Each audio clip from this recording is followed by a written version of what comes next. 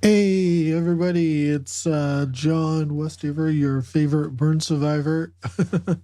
I'm back again for a second day for Burn Awareness Week, and I'll be coming on each week. I'll be doing a live stream uh, each day this week. And Friday, um, I will be on with my co-host for my podcast called More Than a Survivor.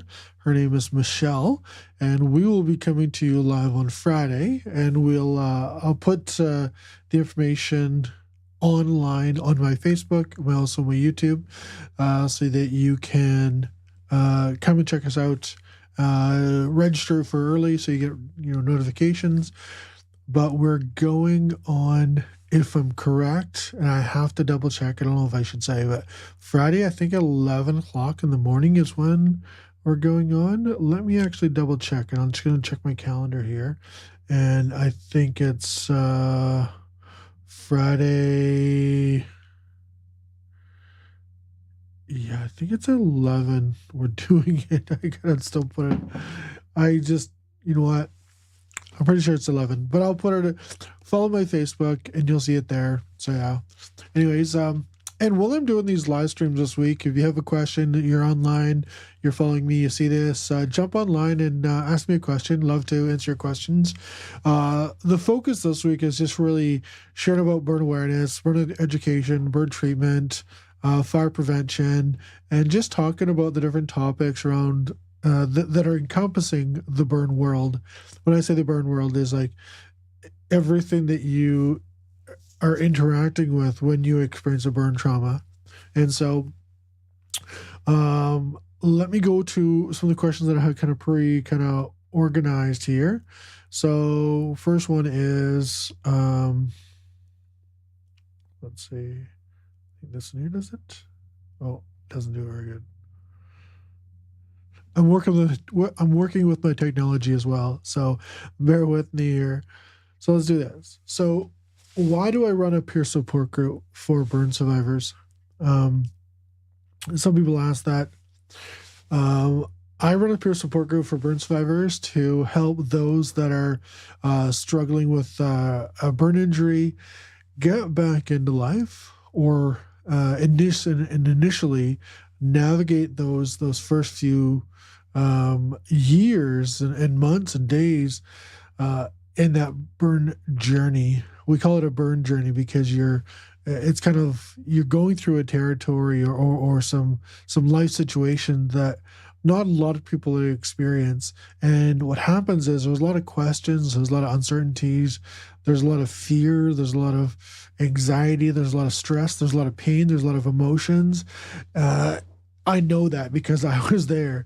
And so I run a peer support group for burn survivors so that we can go to the hospital and help those survivors, those people that are in the early stages of their burn journey, uh, you know, get questions answered from somebody who's been through it. By no means are we professionals, or do we say we're professionals.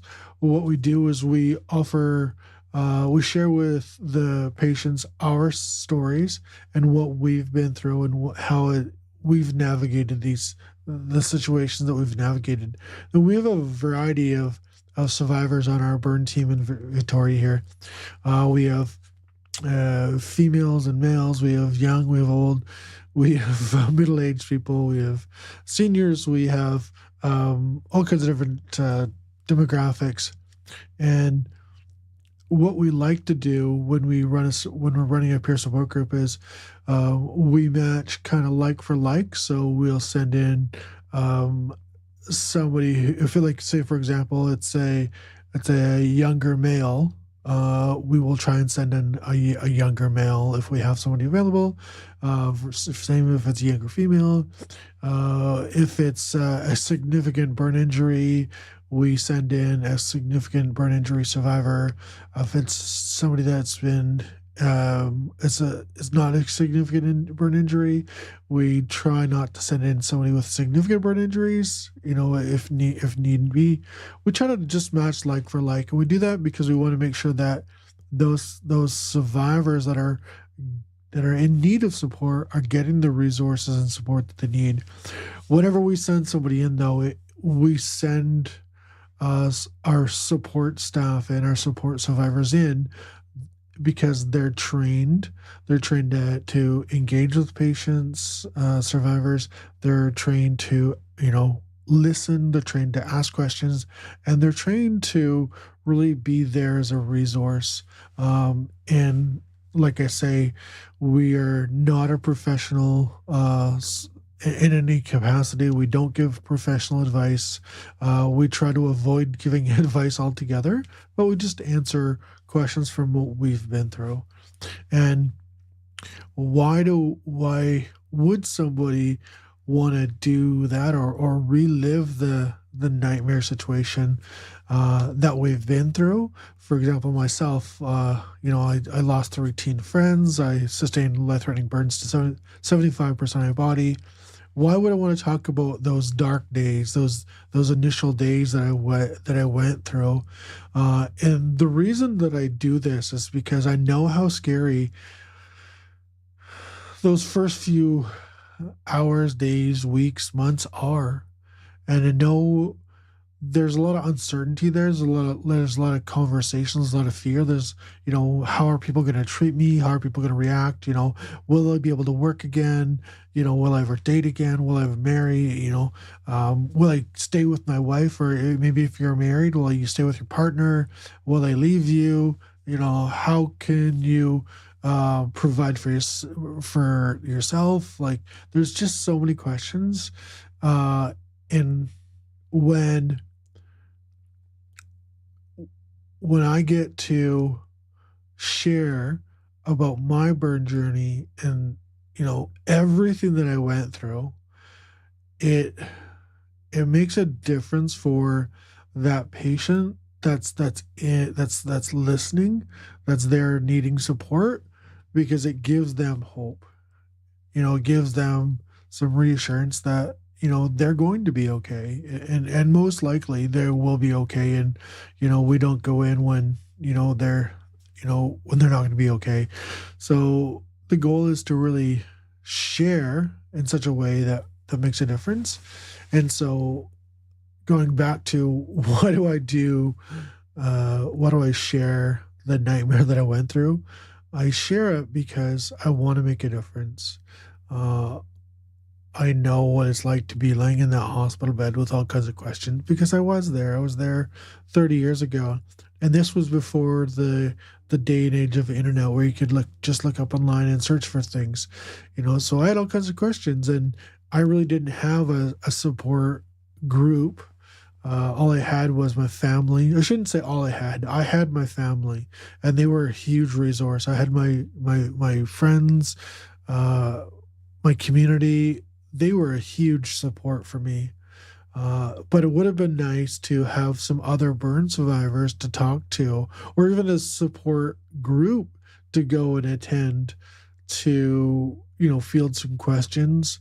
Because sometimes when you're in that burn journey and you're going through recovery, sometimes you're just so clouded with what's going on. There's so much running through your head that sometimes you don't even know what to ask. And so listening to other survivors talking about their experiences allows you to come up with some questions that you need answers for, and so that's one of the reasons why I do the work that I do with support. What's the next question here? Well, the next question was, why is it important to offer support to new survivors and their family members? Kind of just answered that.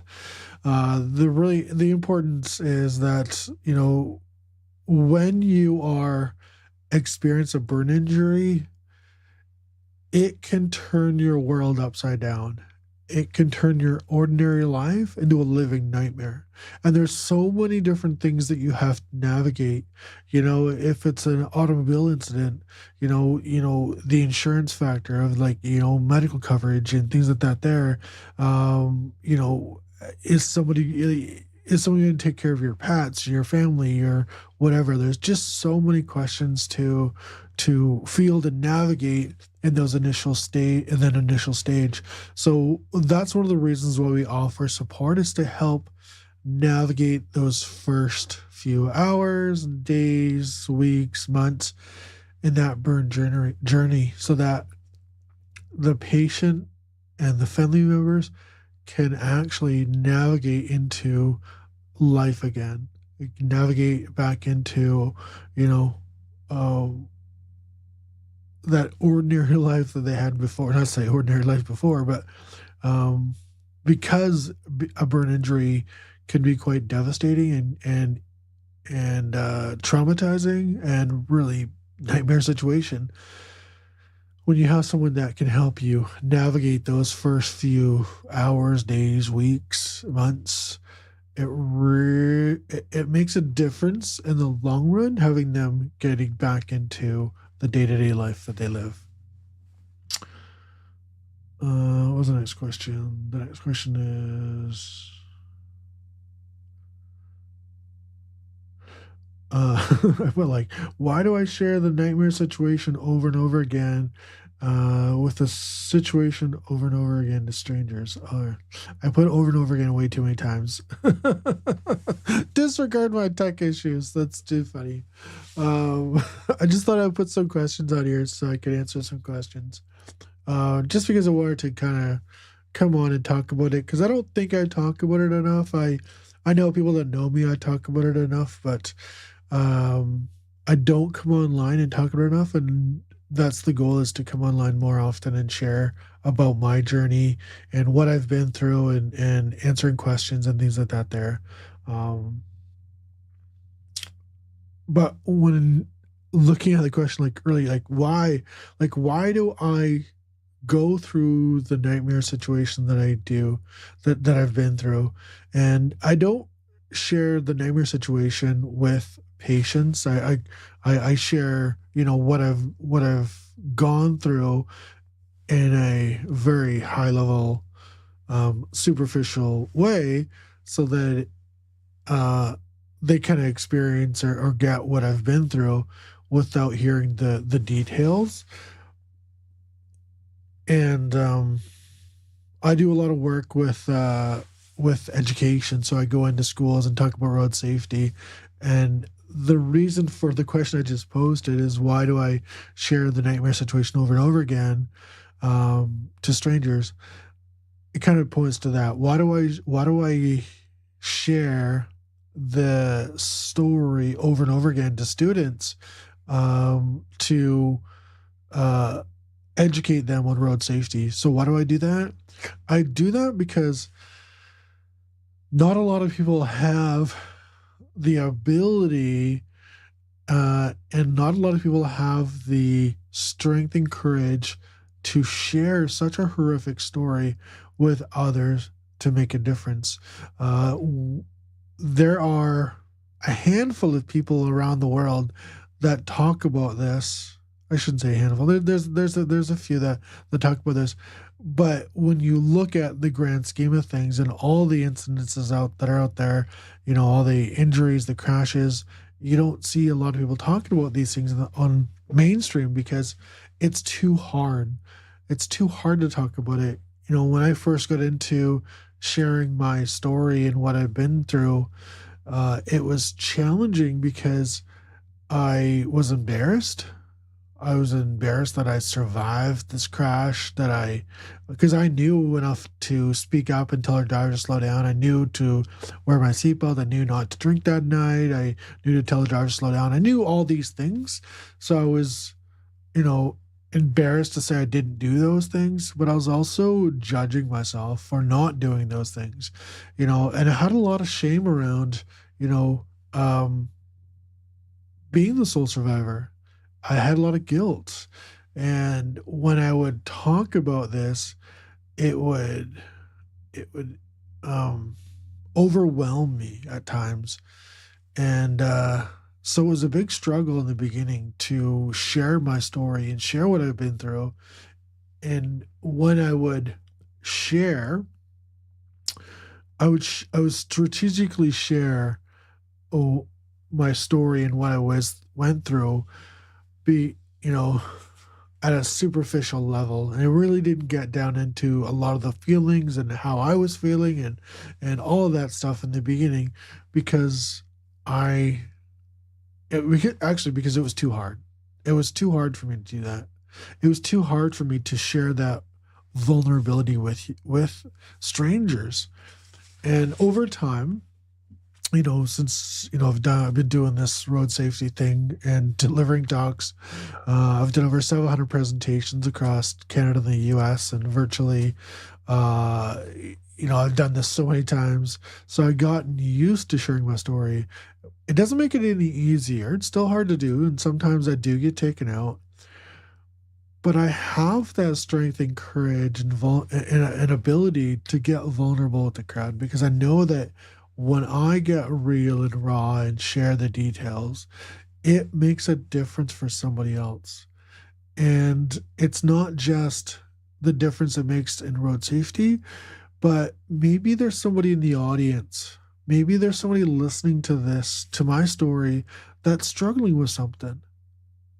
And what's great about it is when I share my journey and what I've been through and and my life and the resiliency that I've encompassed, and the life that I have today that I get to live, you know a lot of times I get people coming up to me afterwards and saying thank you, for sharing my story with them, and thanking me for encouraging them to overcome what they're dealing with. And a lot of times they share with me what they're dealing with, what they're struggling with, and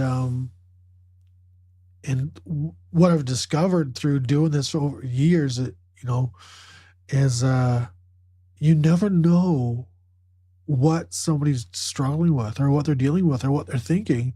And you can never tell which student it's going to be in the audience. Like, you can never tell. Like, sometimes I've delivered to kids that have completely blank looks on their faces and thinking I'm not getting through to these kids, and then at the end of the presentation we get into the Q&A section and they're asking brilliant questions, amazing questions, thought-provoking questions, and I had to keep my head shaking, like, oh my god, like, these guys really got it.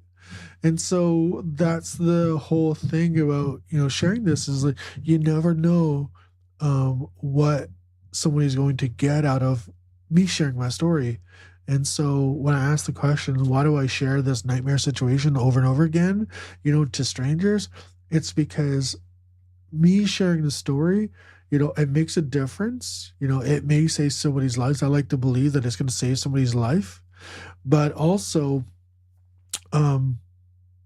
it makes a difference with that person that's struggling. They can see a little bit of hope. They can get a little bit of courage. They can get a little bit of power and motivation from my story. And that's the goal. The goal is to make a difference in the world that we live in.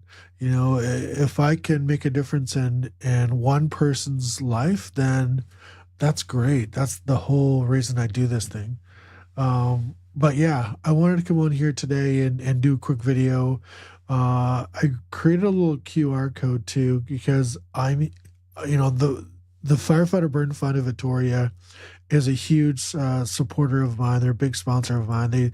They support me in all the work that I do. Their logo's here. I'm going to put up a QR code here.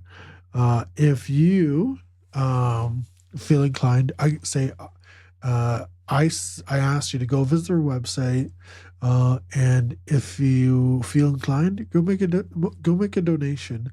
All monies raised go to supporting burn education, burn treatment for survivors here in Victoria, and also to support me in what I do. So thank you guys for being here today. You guys are awesome, and we will see you again soon. Have an awesome day. Bye.